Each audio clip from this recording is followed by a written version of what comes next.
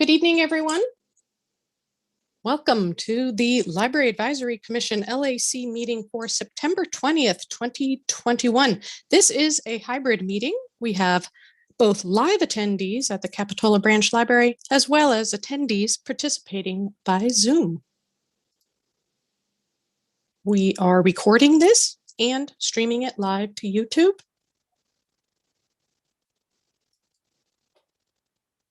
To join this webinar using a telephone only, dial any of the following numbers, and I'll read two of them aloud. 1-833-548-0276 or 1-877-853-5247, and then slowly enter the webinar ID of 984-6664-2320. As a Zoom attendee, this meeting is being recorded and streamed live to YouTube. Your microphone is muted for the entire presentation unless you have a comment. You do not need a microphone, camera, or a screen if you only want to listen to the meeting, as it is accessible by landline or mobile phone. The Commission will take public comments as outlined in the posted agenda and in the next slides. All comments must include the agenda item number and be received prior to the close of public comment on that agenda item. If you're joining by computer, you may use the Q&A feature to type your comments. On the attendee control bar near the bottom of the screen, you'll see the Q&A icon. You may also use the raise hand icon to raise your hand. The moderator will call your name when it is your turn. State your full name for the record and then continue with your comment. You will have 3 minutes of speaking time. If you're on a computer, the Zoom control bar appears at the bottom of the screen, and you'll see the raise hand icon and then the Q&A icon. If you're using a mobile device, the Q&A icon and the raise hand icons likely appear near the top right corner of the screen, so everything is in reverse, with the raise hand icon and the Q&A icon over to the right-hand side. If you've used Zoom to call into this meeting, you may raise your hand by pressing *9 on your keypad. The moderator will call out the last 3 digits of your phone number when it is your turn to comment. Press *6 to unmute yourself. You will have 3 minutes of speaking time. Once the commission begins, depending on the size of your mobile device screen, you may need to scroll over to view whoever is speaking. If you're accessing this meeting via the web browser only or a Chromebook without Zoom's progressive web app, PWA, installed, you will not see all panelists at one time, only the panelists speaking. For members of the public participating in person, please proceed to the podium during the agenda item you wish to comment on. State your full name, and you will have 3 minutes of speaking time. The Chair of the Commission, Lindsay Bass, will now call the meeting to order. Please stand by. I'd like to call the September 20th, 2021 Library Advisory Commission meeting to order. Clerk Simona Vargas, will you please conduct a roll call vote, or a roll call?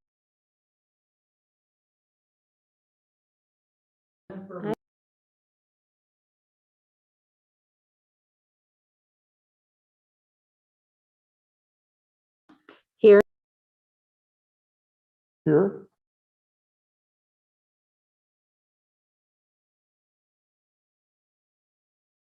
Here.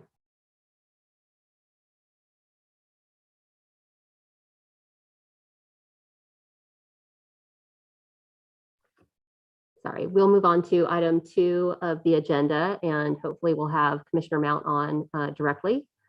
Do I have a motion to adopt tonight's agenda?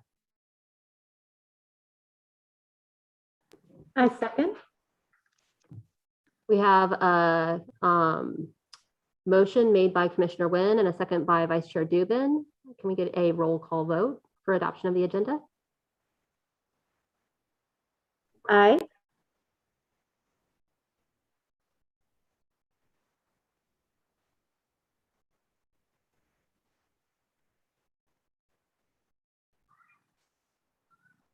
Aye.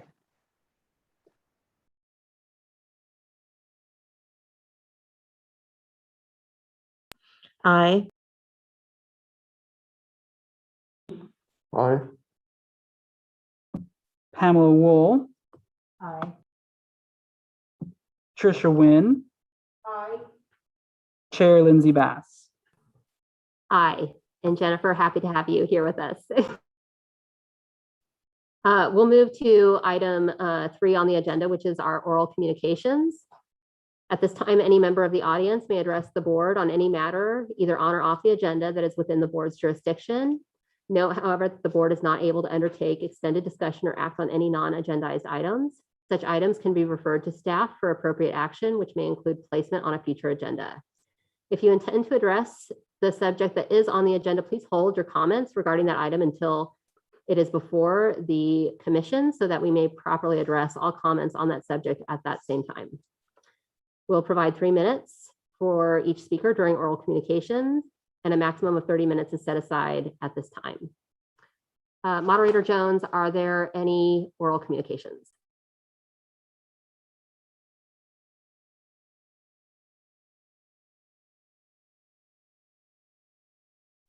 Chair Bass, there are no public comments at this time. Okay, thank you. That will move us to item 4 on the agenda, which is the report by the library director. And those comments were submitted in writing. Eric, did you want to follow up on those comments? Okay, perfect. I'll hand the floor over to you. Thank you very much. I just want to say thanks to all of you. This is our first hybrid program that we have in the library, and I want to thank the staff for being able to put this together. And I also just want to thank all of our participants too and listeners, because we'll probably have a couple of hiccups since this is the first time. And so just asking for everyone just to bear with us, and I think we'll have a successful program. I know we will. So thank you. Great, thank you. Commissioners, were there any questions or comments on the written report submitted by our interim director?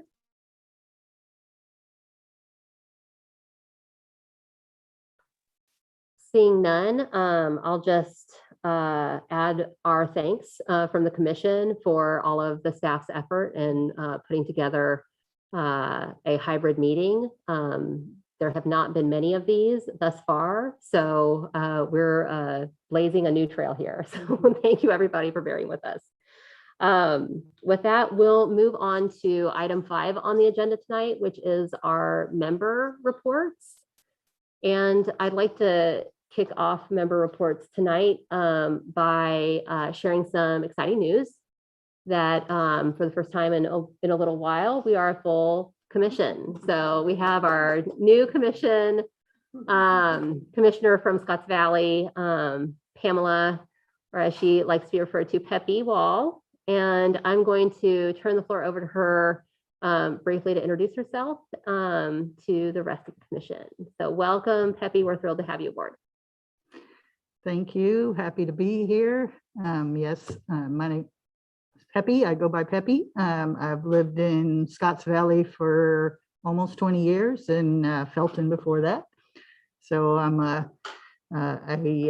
work in the IT field in Silicon Valley, and I'm a big avid reader, a big library lover from day one, and obviously a big book lover, and I am happy to be here. We'll try to help in any way that I can. And thank you for welcoming me. Applause from everyone in the room. Thank you. Okay, great. Are there any other commission reports at this time? We have Vice Chair Dubin. I'll look for any other commissioners to follow Vice Chair Dubin. Just to follow up, we did go to, I think Mary was there at a special Zoom meeting to talk about priorities for the new library director. This was a while ago since we've been on break, but just to follow up, I think the main thrust of our session was we did a joint session with the Friends. Were you there too? Yes. So feel free to jump in. So the main thrust that I got out of it was making sure there was some public participation available. to be able to set the priorities and for the new library director. And it was really just an informational group gathering for us to just be able to say the priorities that we had in the new search. Commissioner Wynne, do you have any follow-up comments? Well, I was just very happy that the executive search firm that they've hired has experience in, this type of position. So it seemed like she knew a lot of players already and kind of understood Santa Cruz. So I think we're in good hands. Outstanding. Thank you for those updates and for representing the commission in that process, as well as communicating the importance of public involvement as it moves forward. Before we move to the next item, are there any final comments from commissioners? Seeing none, we will move to our consent calendar.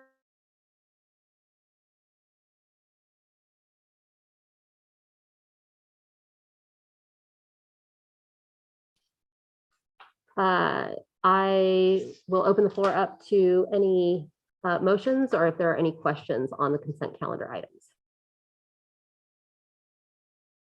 I'll move consent. We have a motion to move consent. Is there a second? We have a motion to move by Commissioner Termini and a second by Commissioner Wynne. Clerk Simona Vargas, will you please do a roll call vote? Rena Dubin, Aye. Jennifer Mount. Aye. I can tell that you said it. Yeah, Mary Ripma, Aye. Mike Termini, Aye. Pamela Woll, Tricia Wynne, Aye. and Chair Lindsay Bass. Aye. That motion passes unanimously, taking us to item 7 on the agenda tonight, which is a presentation by Sarah Harbison on Santa Cruz Public Library's collections. I just want to introduce Sarah and thank her for presenting tonight. As you all know, this library has been through a lot of changes over the past year and a half. And they have all, every single one of those changes has affected how we move collections around, and we've gone through different service models, from having the curbside to the lobby service, you may remember, in between this, and then now the service that we present today, which is basically back to normal, except one thing that we've been doing throughout this entire phase, which is closing and opening new libraries. And that's not an easy task. And Sarah has helped to manage us and manage the system through all of this. So she's going to give us some lessons learned. And we've also done some changes to our policy as well during this whole period. And she's going to talk a little bit about that. One thing that we've noticed, of course, shouldn't be a surprise to anybody, but usage of our ebooks went up quite significantly. And one of the things that we're going to explore some more is ebooks are a lot more to purchase than print books. And so that affects those decisions that we make during our budget cycle. So we're still contemplating what the implications of all these changes mean for the future. But we wanted to give you kind of an overall snapshot of what we've been seeing over the past year and a half and how we're thinking through the future. So I'm going to hand it over to Sarah.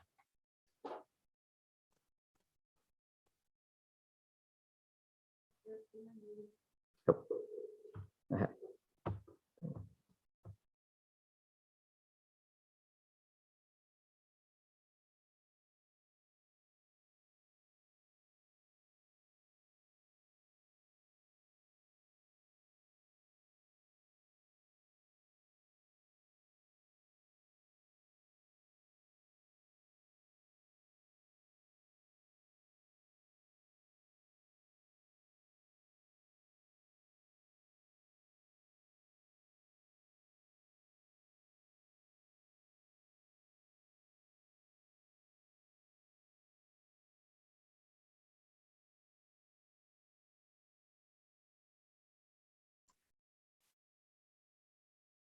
Okay, good evening, everyone. Thank you so much for your patience while I figured out how to share my screen. My name is Sarah Harbison. I am the manager of collection management services here at Santa Cruz Public Libraries. And I am here to talk to you, as Eric said, about some of the challenges that we've faced over the past 18 or so months, especially with providing access to the library's collection. And then I'm hoping to give a brief look at what is in store for us in the next year or so, as much as I can do that.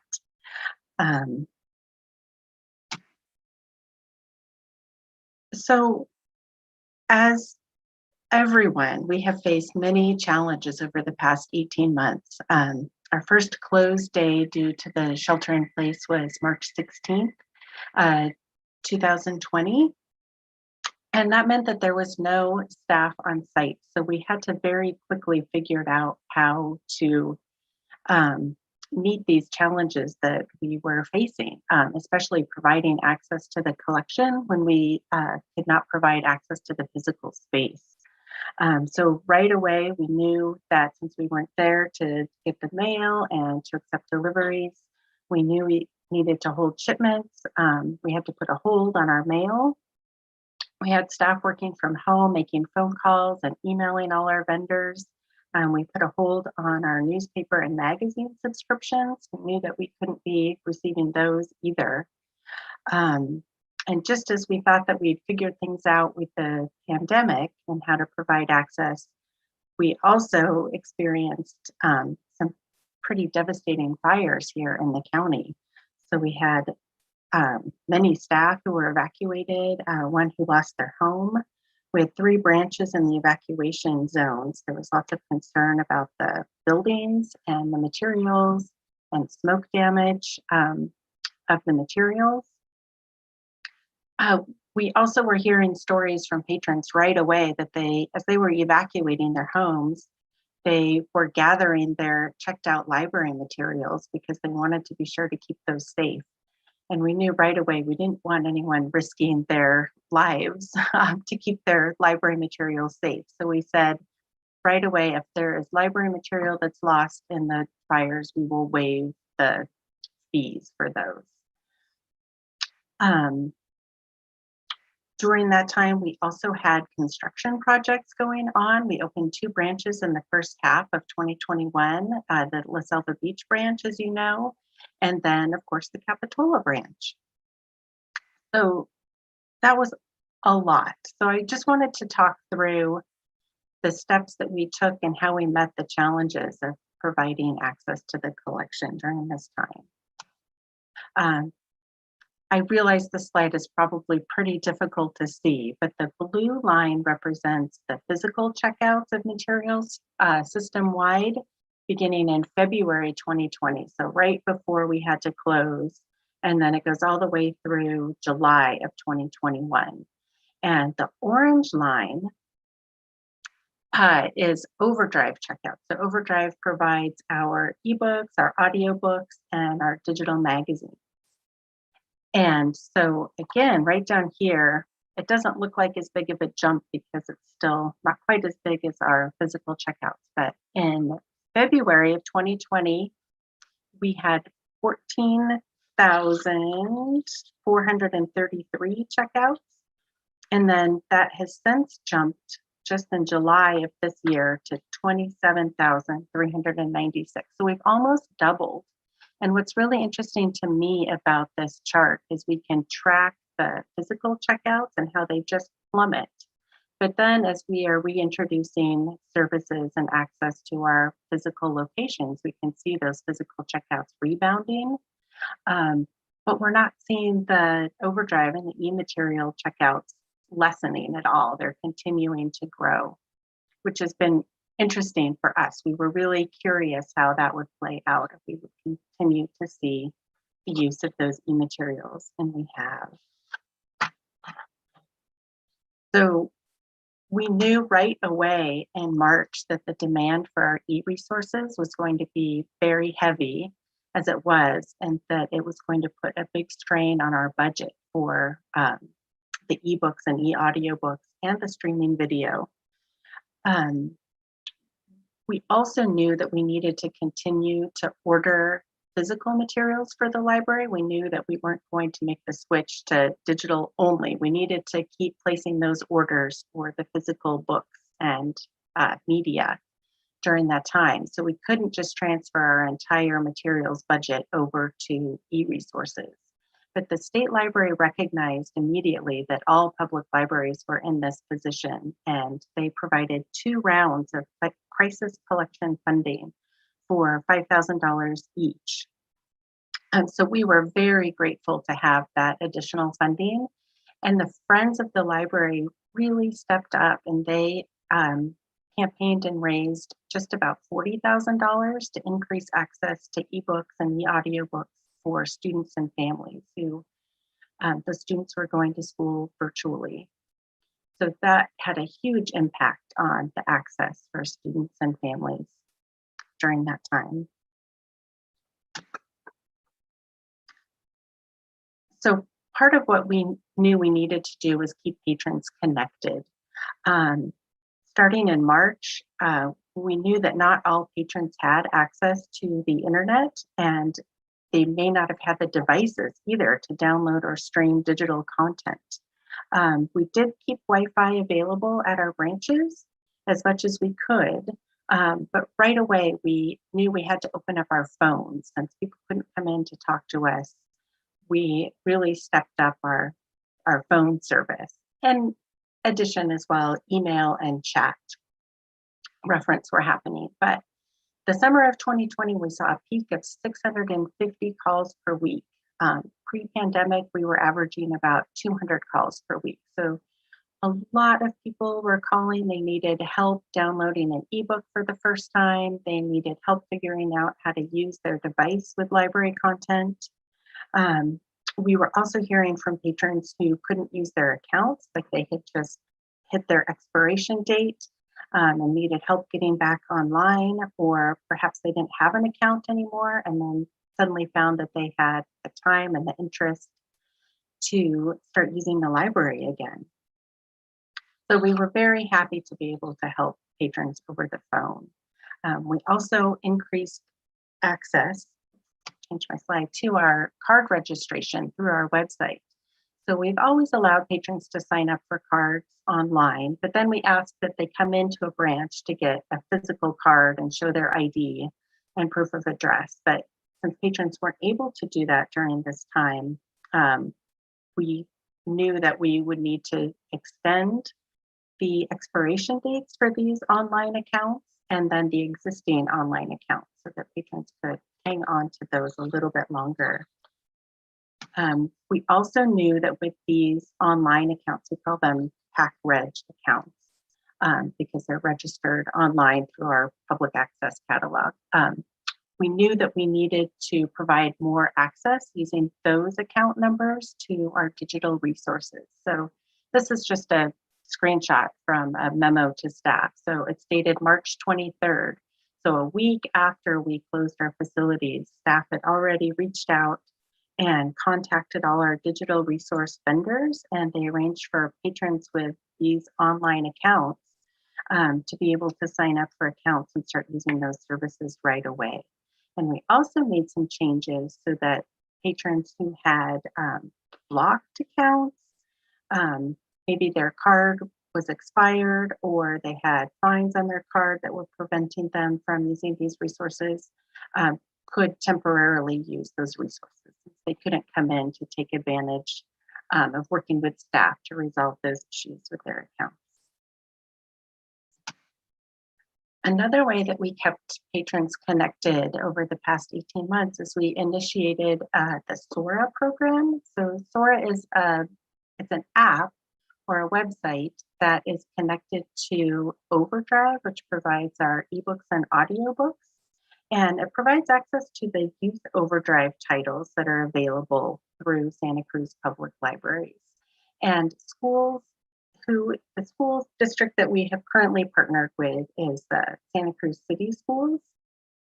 And they also have their own collection of ebooks and perhaps audiobooks too that students can use. But for any of the available ebooks and audiobooks through Overdrive, the youth materials only, they also have access to. So that's really helped to increase access to our collection. And then we've just initiated a pilot program of Sora through the Scotts Valley School District as well. And just as a note on this, the library has invited Chris Monroe, who's the superintendent of Santa Cruz City Schools, and she accepted to be a keynote speaker for the library staff day, which is coming up next month. We're very excited about that. Okay, so with some of the extra funding, especially that crisis collection funding for e-resources that we got from the state, we initiated an Overdrive Lucky Day collection. So you may be familiar with our physical Lucky Day collection. And those are titles that do not go to fill holds. So they're there at the branch and available for patrons to come in. They're usually the most popular titles with lengthy lists. But a patron could come in and see it on display and check it out that day and skip the waiting list. But during this time, we knew that we couldn't offer the lucky days for patrons coming in to browse. So we quickly made all of the physical lucky days in our collection go to fill holds, and they could be checked out by patrons. So that really helped increase access. And then we also initiated an Overdrive Lucky Day. So these were ebooks that were available for checkout for 7 days only, and only a patron can only borrow one at a time. And there are no renewals or holds on those. And that proved to be very popular and just another way for patrons to get access to materials quickly.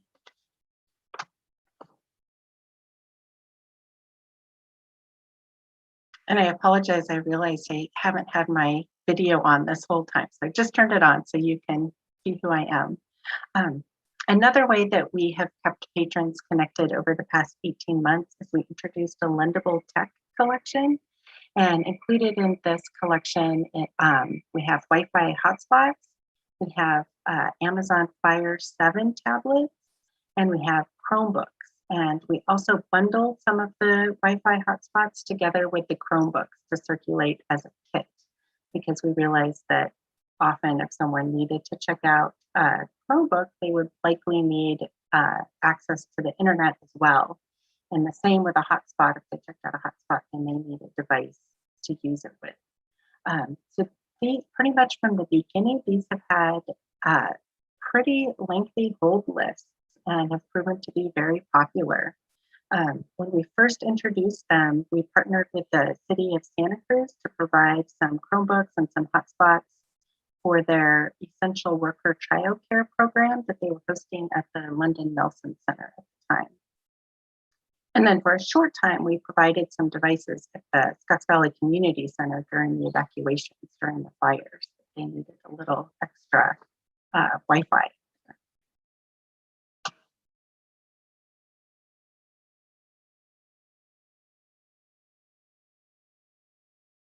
Okay, I think my slide may have frozen.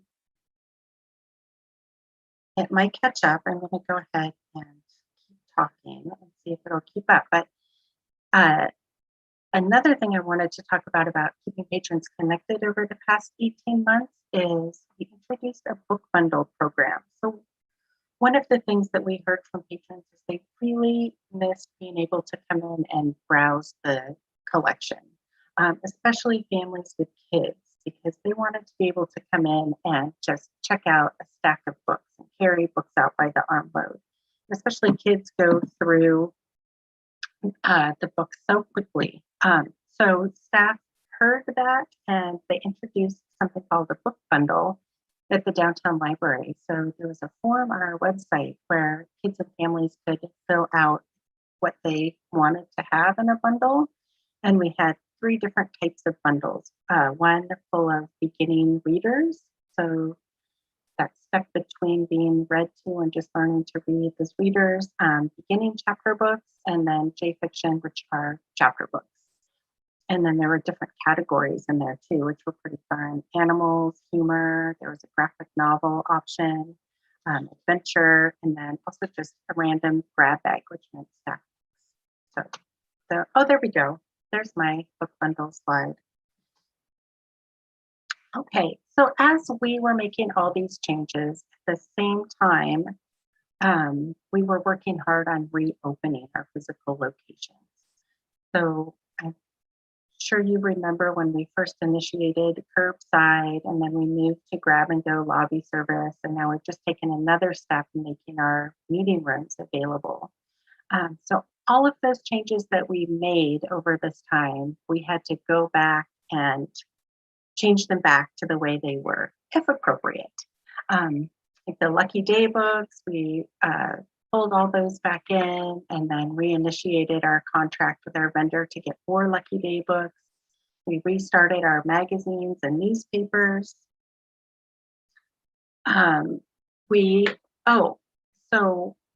I mentioned that we held shipments until we had staff working on site again, and that didn't mean that our vendors stopped working on our orders. They continued processing our orders and packaging them up for shipping. And as soon as we gave the go ahead, they went ahead and shipped them. So as soon as we were back in the buildings, there were a lot of deliveries coming in for us and tubs of mail for us to process. So it was really exciting. We were excited to be back and getting back to normal. The pandemic continues to provide challenges, as we all know, and it's looking like it's not going to be over anytime soon. Another current and future challenge, we're already planning on branches opening over the next year. We've got 5 branches reopening. Live Oak and Scotts Valley have stored collections, and Boulder Creek as well. So we want to make sure that we get those collections online and available for browsing and holds, and make sure that we've got an influx of new materials for those branches.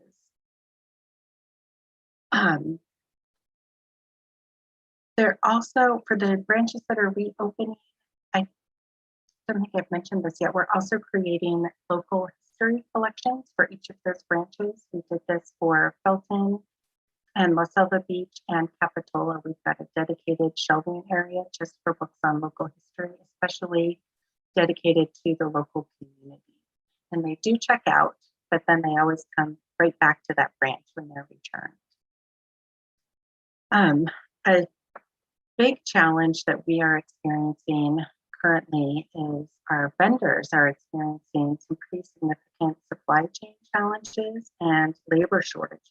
So our main book vendor is located in Georgia, and they are having trouble getting labor in their warehouse to process all of our books. So when we order from them, they provide the cataloging records, and then they put the covers on the books and they apply the spine labels. So when they get to us, they're shelf ready. We can just scan them and then send them out right away.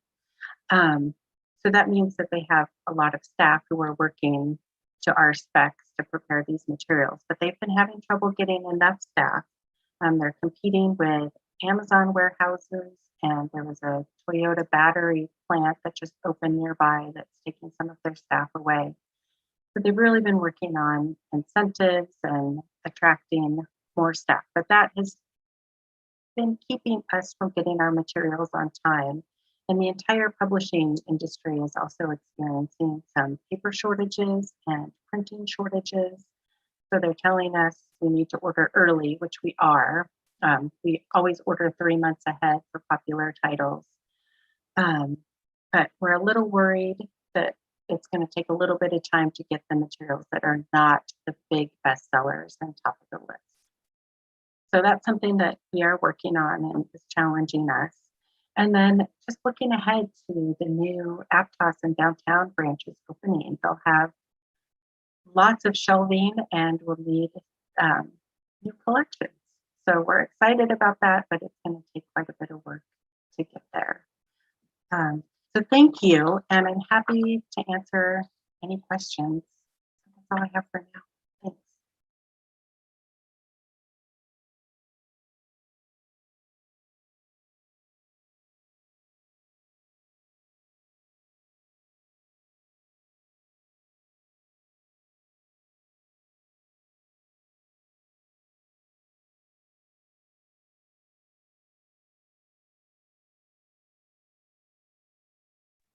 Hi, first off, I just want to thank you because I can only imagine that your daily time at this job, it must have been very, very challenging, and we appreciate all of the efforts from you and your staff.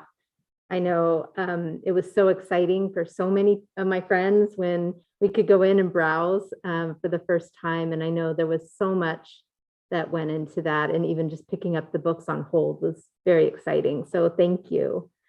I do have a question. I just wanted to point out a few things, if you don't mind. I know that it was said that the ebook collection was increased to almost double during the pandemic, and it hasn't gone down. I do want to point out, though, that the amount of people trying to check out paper books and materials that are actually physical in the library is still kind of dwarfing the ebooks.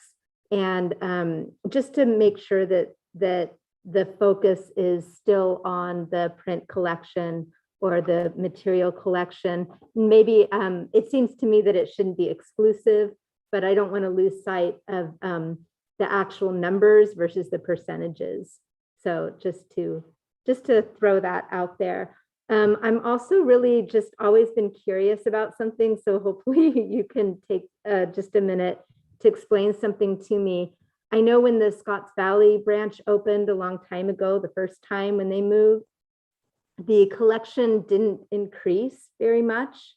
And I was always told that that was because they need to save room on the shelves for the entire collection. I know that there's a lot of empty space always at that library here in Capitola. I've been really surprised at how much empty space there is on the shelves for this library too. And my concern is just that I'm just curious about the formula that you use to determine how many books you can put on the shelves, and maybe if they are at the maximum capacity that they could be, that if you're just always planning for every single book to be put back, as opposed to maybe what's more realistic, which is that there's always going to be a certain percentage of those physical materials that are out.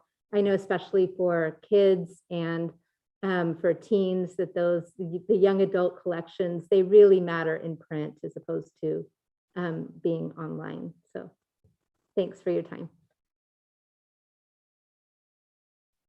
Sure, that's a great question. And it's something that we are working on all the time, of figuring out exactly what will fit on the shelves. Part of what my team does is they also weed, which is collection maintenance and deselecting materials that are no longer relevant or maybe outdated or in poor condition. So we always need to be making room for new materials as well.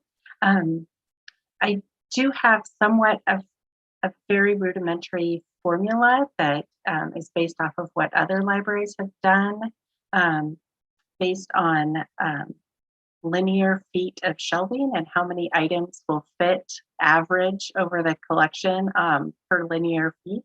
And of course, as you can imagine, it varies widely because we've got a children's picture book, which is pretty slim, and then the adult science fiction books, which can be several inches wide.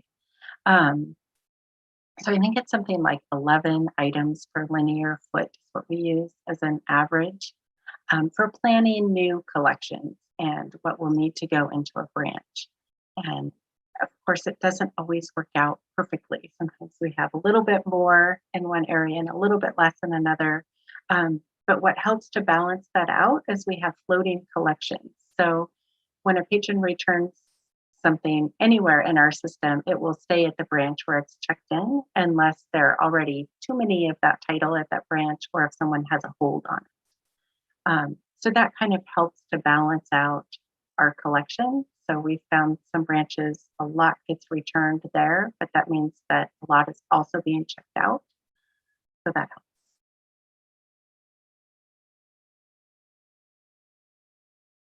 And if I could just add, because those are great points that both of you raised. And one thing that we do know about when we display books in a public library is that if you can display them in a kind of clean way without overcrowding, the books actually do move faster.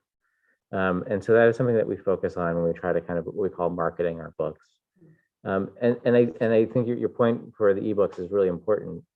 I would just add one of the kind of natural speed bumps in that process of that slope going up, though, is that if you are ordering an ebook through your account, you may no longer wait around for it if you realize there's a lot of people waiting in front of you for it. And so if we had an unlimited amount of money to throw at it, you wouldn't have much of a wait. And you would see that bar graph just going up pretty high pretty quickly. And so it's sort of a function of how much money we appropriate to that ebook collection. So we're kind of artificially keeping it down simply because we're just not able to allocate as much money to it as we would like.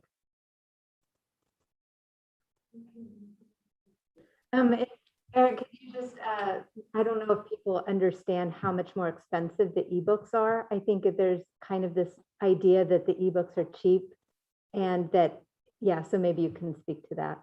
Yeah, Sarah's probably has her I know she has a much better understanding of those costs than I do, even, so I'll defer to her. Thanks. Sure. So ebooks and e-audiobooks do tend to cost more than a print book. And there are a couple different factors in there. One is there are different licensing models that we use with our ebooks and audiobooks.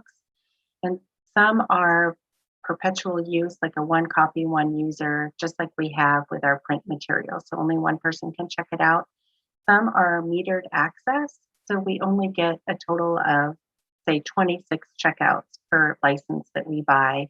And then we need to purchase that title again if we still want to have it in our ebook collection.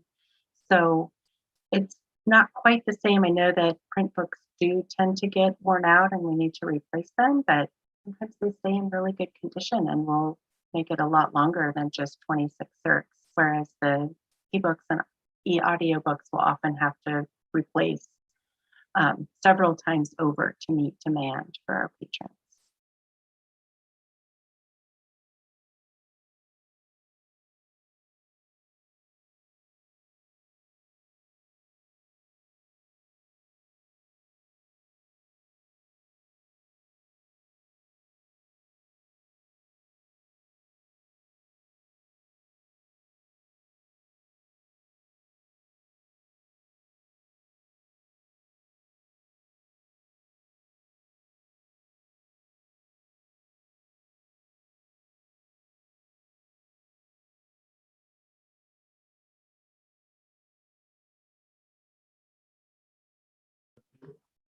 Moderator Jones, if you would like to go ahead and open the floor to our public comment on this item.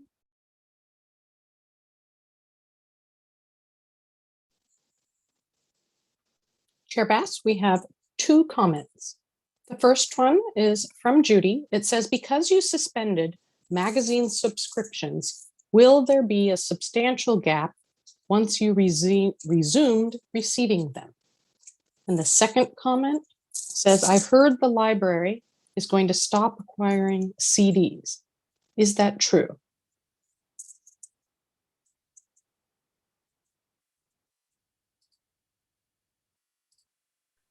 Sarah, are you able to answer those questions from the public? I'd be happy to answer those questions.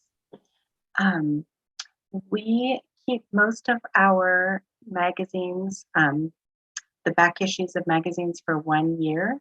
So we only suspended the magazine subscriptions for the branches that we knew were going to be closing, and we continued to keep the ones that for the branches that we knew would be opening again.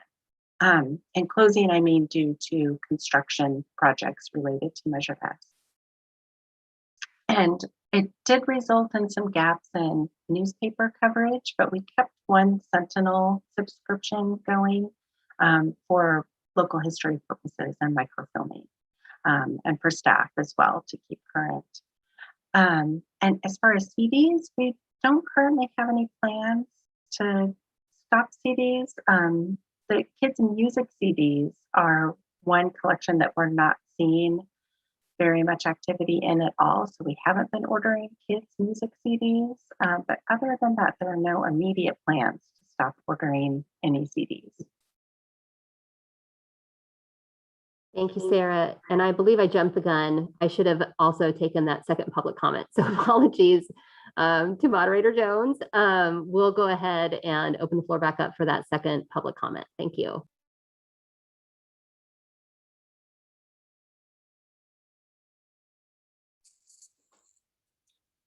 I read both of the public comments. So the first one was, because you suspended magazine subscriptions, will there be a substantial gap once you resumed receiving them?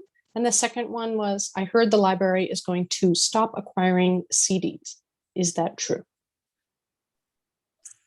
Okay. Thank you. Thank you for the clarification. Then we will close this item, but before we do so, Sarah, thank you so much for coming to us this evening and providing such a comprehensive review of what you all have been able to do under incredibly difficult circumstances to maintain access and also build collections, both in terms of print and for online access. I think the questions from Vice Chair Dubin are really important, and I think that there are access and equity components layered into that. And so just something for the library management team to track as you all move forward in terms of allocation of budget across those two different platforms. But thank you for sharing with us this evening. It's really, really helpful, a great presentation.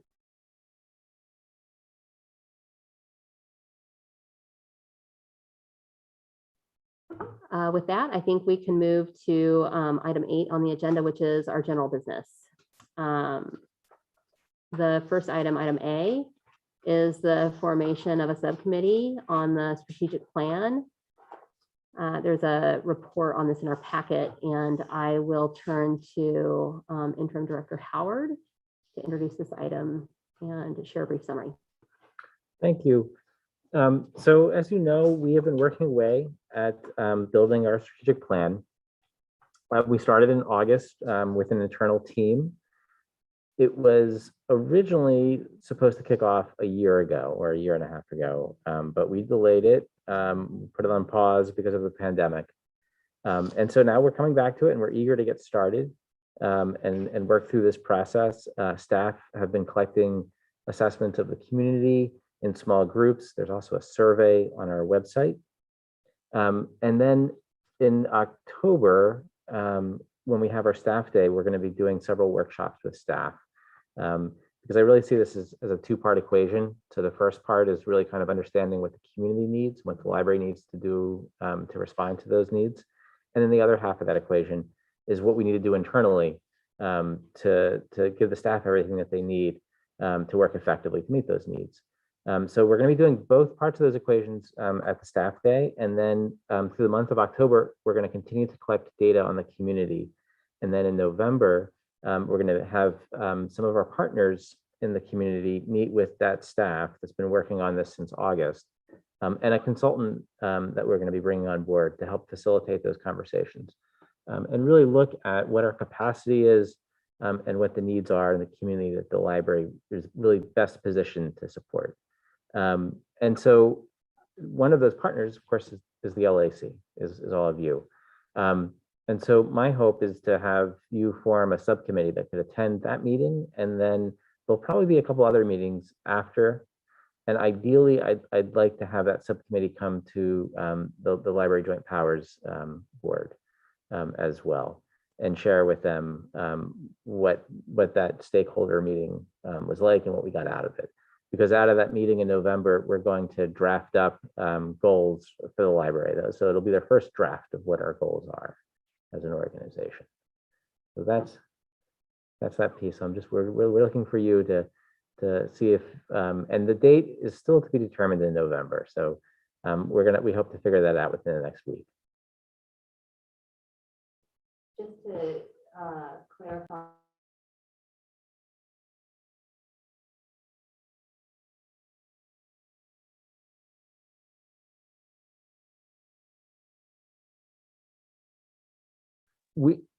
And possibly an additional meeting, only because we are we're the final conclusion of this process should occur in February, and so I know that the board will have some feedback, and it would be good to kind of go back to the subcommittee after we get that feedback and consider it, and then come back to them with a response.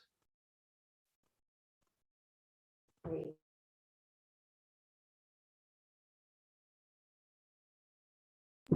So the LAC wouldn't have a subcommittee that met independently. We would be folding in with the larger strategic planning group. Is that right? Or would we meet independently and then bring ideas to the staff group? You know, I would certainly be open to that if you wanted to go in that direction. But I do think that if after going to the board and hearing their feedback, it would be nice to just be able to meet with just the subcommittee to see if we're all hearing the same thing and if we're all, you know, making sense of what they're asking, and then to hear what the subcommittee's preferred solution would be. So in that case, it would just be the subcommittee and the internal strategic planning team.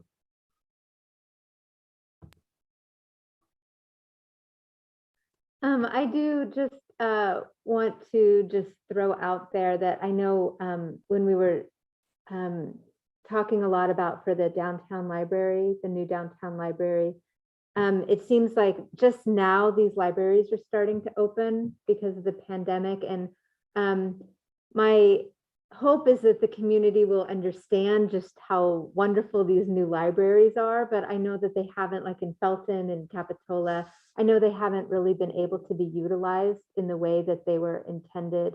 So I just want to throw out there that I hope that that is taken into consideration, because these libraries are so wonderful, and people may not quite understand just how much value that they can get out of them the way that that they've been designed. I think it's an excellent point. And I've been involved in a couple of different library organizations planning for their strategic plan. And the thing that I like about the model we have adopted is we're kind of we're going to the community with not the question of what can our library do for you, but what do you need from the community? What are your aspirations for the community? Because as soon as you say library, then they have a bias of what they think the library does and can do. And as Sarah showed, there are so many things that we're doing, I think, that we're even outside of the box of where we were thinking of what we could do and achieve. And so that's what we really want to think about, is like, what are some of these outside of the box ideas that we can present, and without having the bias of what people already conceive of when they think of a public library. We're also taking data, and we'll be working with another consultant that's local, that's going to be looking at some really important data points for us to think about some of the needs in the community. So there's more of this, there's this both a qualitative direction that we're going on in, and then a more quantitative. And when we bring all the partners together, that's when we'll really kind of make sense of like, what is it we can do. And I'll just add, last thing is, I'm hoping, you have to keep in mind too, that the strategic plan only lasts for 3 years, and that goes by really quickly. But what I'd like to have this plan do is think about how it's going to grow. So, it's not going to be this recipe for this is what the library needs to do. It's going to be more about, we're going to be taking the temperature throughout the entire 3 years and then adapting to it. So I think as we go and more people get used to these libraries and see them, we're going to have an adaptable plan for them as well.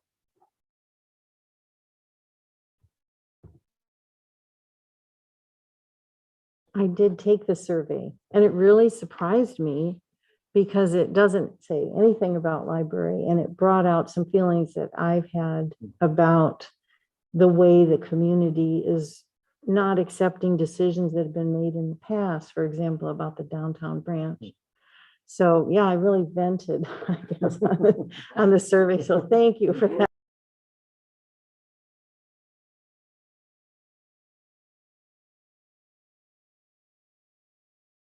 Sorry, Vice Chair Dubin. Just one more question about the public participation for this. So are you expecting the public to be able to do the survey, and that is how they are going to be incorporated into the strategic plan? Or is there, for the subcommittee, is that expected, or would it be a good idea to have that be also a way to be able to express opinions that the public has given to us? Does that make sense? Yeah, no, that's a great question. And absolutely, that's why we want you there, because we know that you're listening to the community and you're bringing to the table what you've been hearing from your friends and neighbors and other community partners. There's, and to think about your earlier part of your question, there's going to be several points for the community to provide feedback. We created in the original plan for the plan a long list of prioritized groups, and then staff is going out to those prioritized groups and figuring out ways to connect with them, and then asking them kind of a longer version of that, and having a longer conversation than what we can get just from that survey. And so there'll be forums like this, of course, before we complete it. So there'll be more opportunities for the public to come forward and provide feedback. And then there will be the board meetings as well. But as I was sort of hinting at with my plan for the strategic plan, is so that it'll be a more robust process over the next 3 years, just to continue doing that listening. We're not going to stop listening after the plan is complete.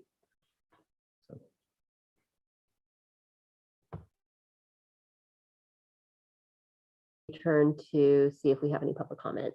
Any other quick questions? Okay, Moderator Jones, are there any public comments on this item? Chair Bass, there are no public comments on this item. Then we can move to begin deliberating on the recommended action from the library management, which is to develop a subcommittee.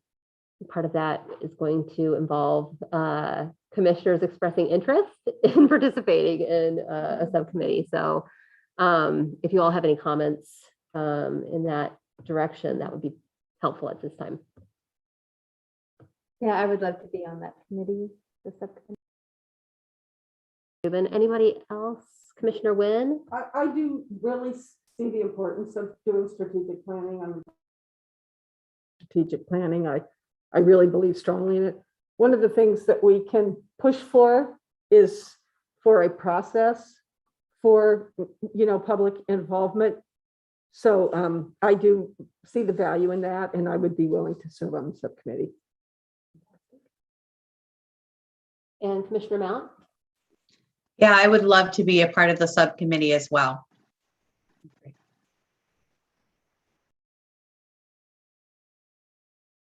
Any other commissioner comments?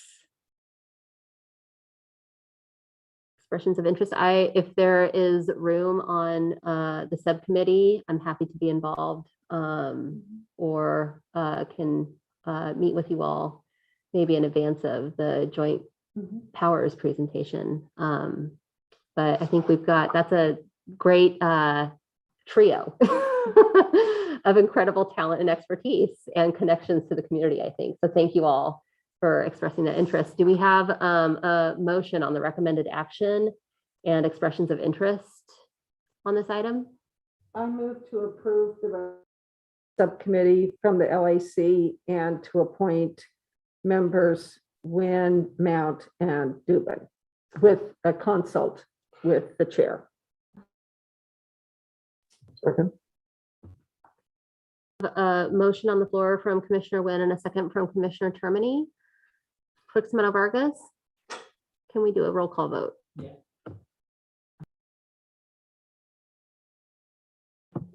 Rena Dubin, Aye. Jennifer Mount, Aye.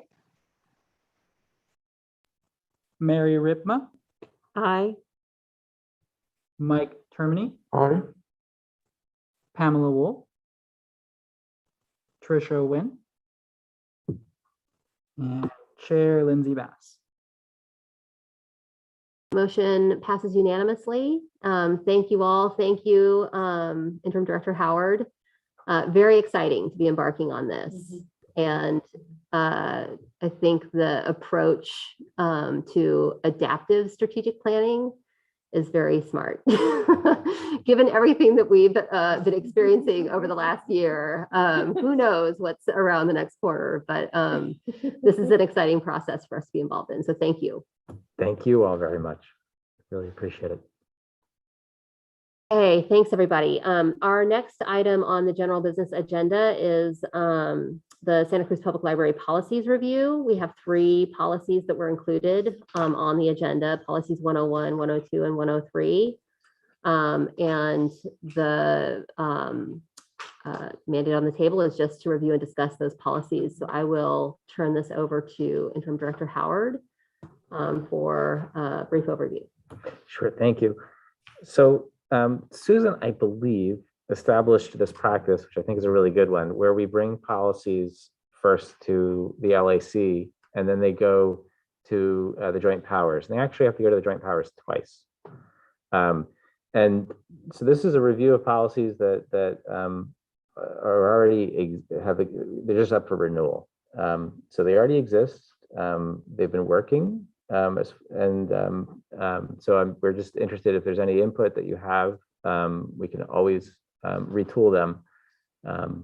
And my hope is we have a number on the calendar that have to be reviewed. So we're probably going to go through this process a few more times. I think we'll probably average about 3 a meeting. And if you want us to do less, we can do less and stretch it out a little bit longer. But I thought 3 was a good number and we can knock it out.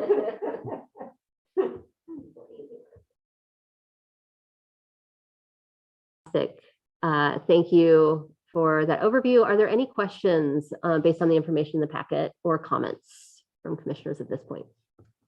On any of the 3? On any of the 3? Yes. And Eric, this may be something you can follow up on.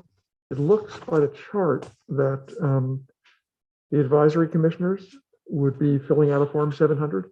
Is that true? That's my Because I posed this question when I was first appointed, because I'm used to filling out the form 700 for many years. But also, as you know, I'm the designer and the representative for the contractor doing the work at the Aptos Library. So I was keen on making sure I didn't have any conflicts of interest. I'm only an employee with the company. I have no ownership. Maybe you can get an answer. I tried to get one from the attorney for the Joint Powers Board, but just received dead air. Yeah, that's a really good point. I appreciate it. I'll follow up with the library's attorney and we'll get an answer for you. But so that's been the case. Traditionally, the LAC hasn't been filling out the 700 form. It doesn't seem. You have. I've never filled one out. The library director to give me one. She goes, "Oh, you folks don't fill that out." The previous library director. So this is a good idea. I'll confirm. So I'm really glad that we brought this forward. Yeah. Other comments? Yes, Commissioner Wynne. I'm not sure why, but I thought we did fill one out one year. I'm a former public employee also, so I was used to filling them out for 30 years also. I know the FPPC has an advice line. If you call, you get an answer pretty quick on those kinds of, really technical questions. So you might try that, but maybe we'll make sure that we're going to be filling them out.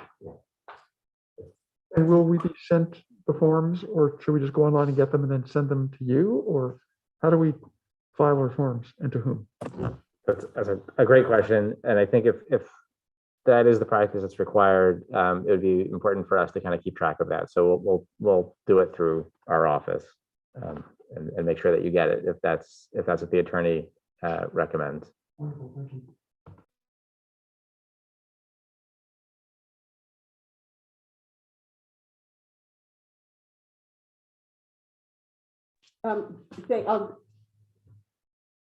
Just on the alcohol policy, I mean, I know that we have had receptions at the the Friends of the Aptos Library has. Is there any significant change in this policy? I mean, it seems like that's what we've done. Reading through it, I was not the person that was negotiating the arrangements, but is there any kind of significant change in that alcohol policy from what it was before? So no, we actually haven't made any changes Okay. to any of these policies. Okay. This is just basically renewing them Okay, without any changes. thank you.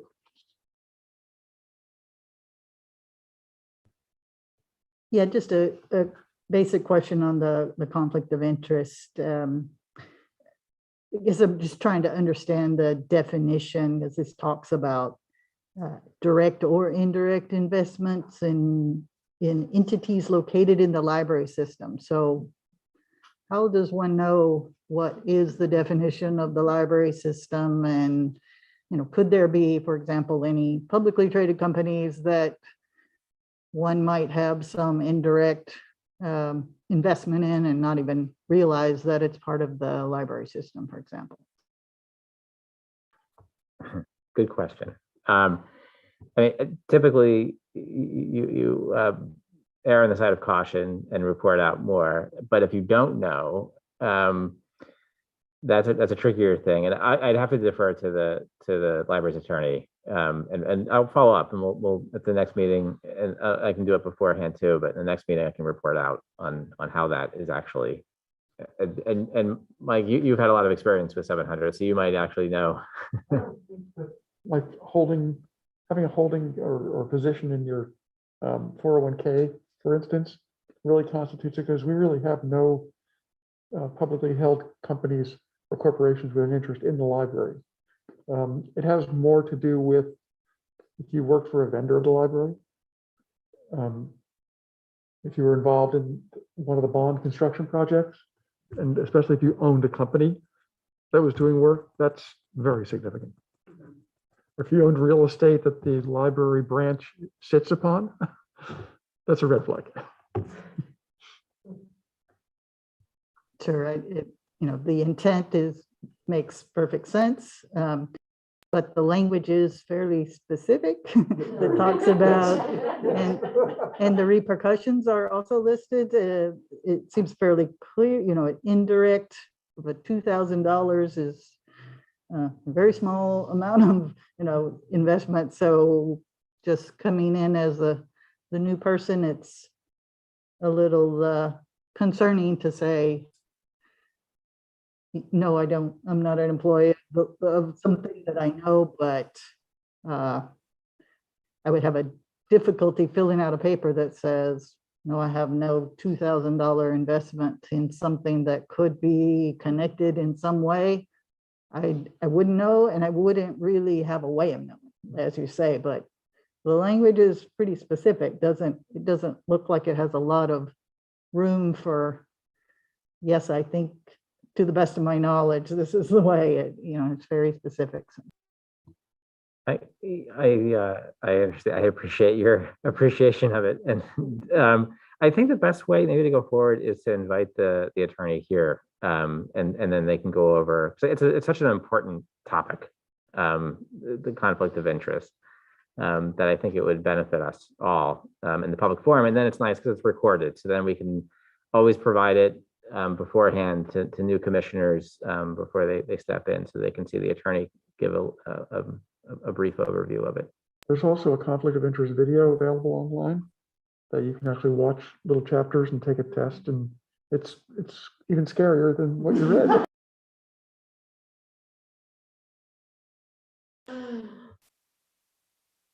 If there are no other questions, I think this has been a helpful discussion. Just a couple from my side. was curious, if there was a reason you all included in the Appendix A on the last conflict of interest policy, the quantities on a couple of the positions and whether or why that change was made. Just thinking about keeping the appendix as evergreen as possible. And then the other question was, talking about conflict of interest also made me think about whether or not we should have a conversation at a future date about adding statement of disqualifications to our agenda and whether that was needed. If there was a member of the commission that had a conflict of interest on an agenda item, would we want to add that as just a check at the beginning of our agenda, whether anybody needed to abstain from a vote due to a conflict of interest? But Usually it's a broad statement at the beginning of the agenda. Any commissioner that sees any items, blah, blah, blah, blah, blah, and we're required to raise our hand. so something for us to potentially consider adding a statement or such statement in the future as we move down the conflict of interest pathway.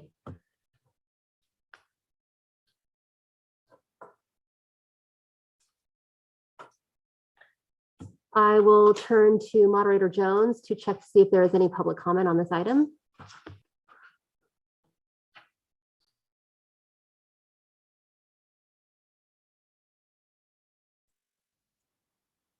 Chair Bass, there are no public comments.